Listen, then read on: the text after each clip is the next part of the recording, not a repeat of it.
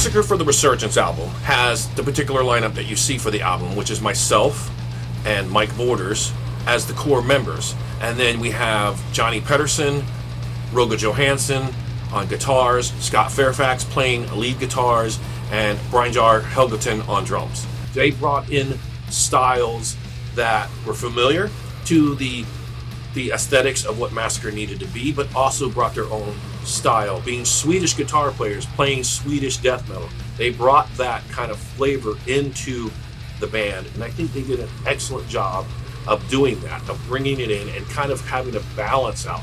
Because the way we did things, I think a lot of people didn't understand it, is we do things through technology. Today's technology allows us to work with members from all over the world. It doesn't just kind of keep us in this kind of corralled situation where we have to work with people in our immediate area.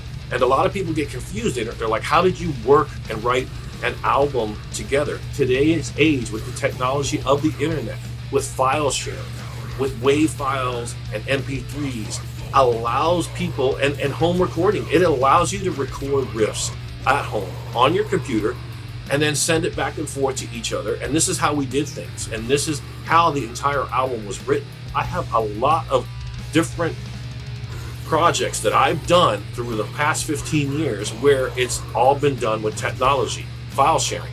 I've worked with Rogga for 15 years. I have never met the man in life, and I've never sat in front of him personally. I've talked to him on the phone, I've talked to him over video conversations, emails, Facebook messaging, Instagram messaging. This is how we've done things. I threw out old school thinking, except for style. I kept with style and the style of old school death metal. We brought it back to that because Massacre was no longer going for the old school style. I brought it, when I came into the band, I brought it back to that. That was very, very important. So that aesthetic was very important to bring back. But the thinking, the mindset of having to work with a bunch of guys from your area, we got rid of that. We tried to do it with local guys. It didn't work out. They had their own agendas.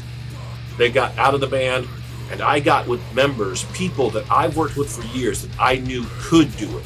It wasn't like, okay, we got rid of these guys, let's try to find somebody else local. Once we got rid of those guys, I already had in mind who I was going to use, and I stayed and worked with people that I knew could bring the right aesthetics to Massacre to bring back a resurgence.